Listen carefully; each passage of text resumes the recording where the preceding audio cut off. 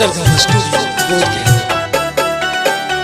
होइले हाला गौआ में हलवा फसैनी अनजलवा में गे।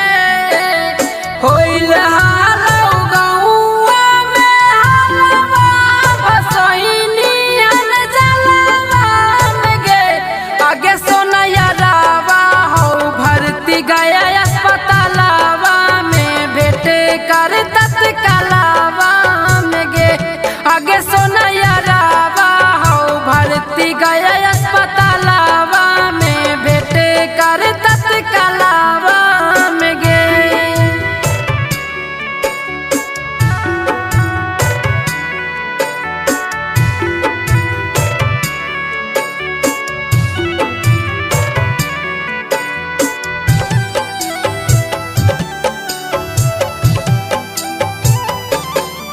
आगे आखरी हो हमरे बई है आरमान गे। आई के एक बार मिलले न जान गे। आई के एक बार मिलले न जान गे। आगे आखरी हो हमरे बई है आरमान गे। आई के एक बार मिलले न जान गे।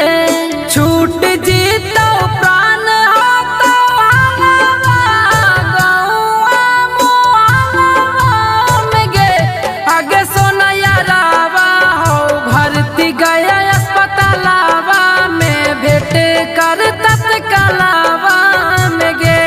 आगे सोनैया रावा हो भर्ती गया अस्पतालवा में भेटे कर तत्कालवा में गे।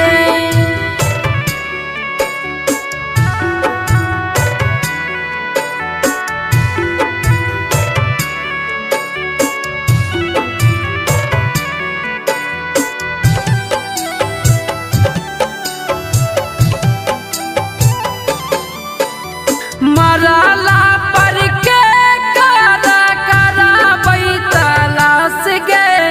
जीतौ शमशान लेके जानू के